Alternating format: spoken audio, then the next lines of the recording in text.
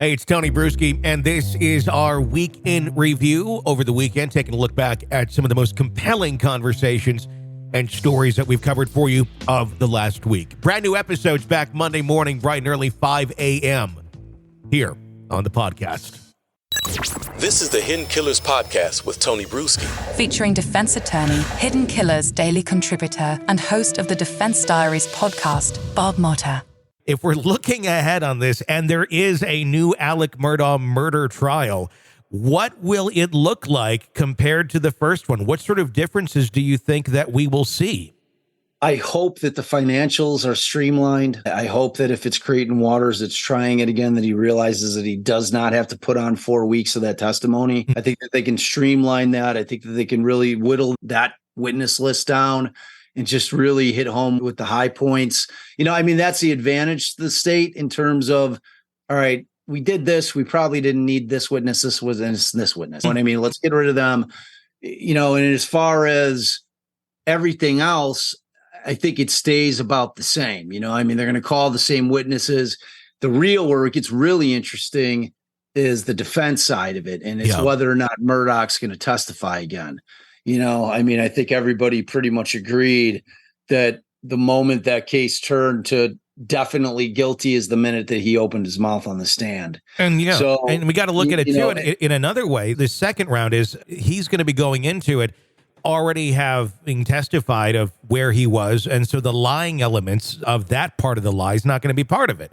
But I suppose they could present that in the previous case, you didn't say this, and then at the end you did, but it doesn't have the same impact that it would as it did the first round. The other question would be the financial misdeeds, and does that enter into a retrial, considering it almost didn't make it into the first one? I think Jim said something that kind of opened up the door to discussing that, and then all of that went into the trial. But granted that those things are ongoing and we don't know exactly where those cases are going to be at the time of a retrial should one happen.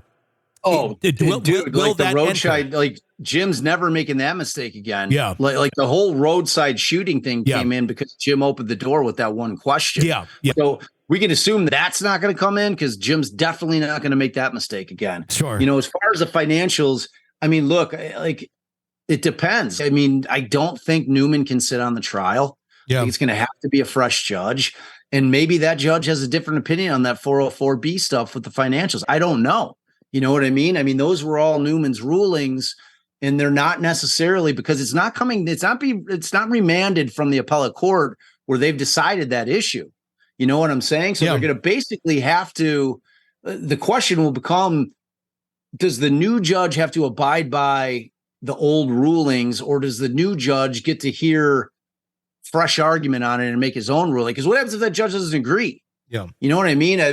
Like the interplay of that is going to be fascinating, you know, whether or not that's all going to get in again, you know, like it's going to be a thing. I mean, I think substantially it'll be the same trial because the evidence is the same. It's all going to be a matter of what gets in and what's kept out. You know what I'm saying? How it changes the look of it and the feel of it. You know, if you're Creighton Waters, you're like, well, I got a conviction. I want to keep it pretty much as, you know, a pat. Like it worked for us, you know, because if you remember at the beginning of that case, we were like, oh, I hate his motive. His motive doesn't make any sense. It's a stupid motive. But at the end of the day, it worked. You know what I'm saying? So because it was a tough motive for people to kind of like really wrap their mind around. Oh, you know, especially the way that the defense was trying to play it off. Like, oh, what you're saying? This guy knew that his financial house of cards was collapsing for months. They're acting like this day was something in particular that would have caused him to go off the rails and decide that he needs to kill his wife and his son. You know, it doesn't add up, you know, and I was on that ship for a long time. I'm like, man, I don't know about this motive. Like it's a super weak motive, but you don't need motive. Motive is completely unnecessary. Like people just want motive to understand why. And especially in a case where you're talking about somebody killing their wife and their son. Yeah. It's like you want, as a human being, you want to understand like why. Like what would ever bring you to that place where you're causing that to happen? It's, you know, we just as like humans, we want to know why, even though it's not required under the law to get a conviction on any of the crimes that he was convicted of. So, yeah, I don't know, man. It's going to be a good one, though. For sure. The sequel. Sometimes they're better. Sometimes they're not. We'll have to see. Yeah, for sure. Part 2. Exactly.